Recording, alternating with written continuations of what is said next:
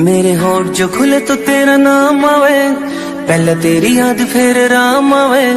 मन ने बेरा तन मेरी जिंदगी बना दी, मेरी जिंदगी किते तेरे काम आवे। तू ना जो कवे तो मेरी ना से, हाँ जो कवे तो मेरी हाँ से। जिसकी मैं बात कोई टाल को नहीं सकता वा, और कोई को न मेरी माँ से। मेरी माँ मेरा रब, मेरी माँ मेरा राम, मेरी माँ मेरा शहर, मेरी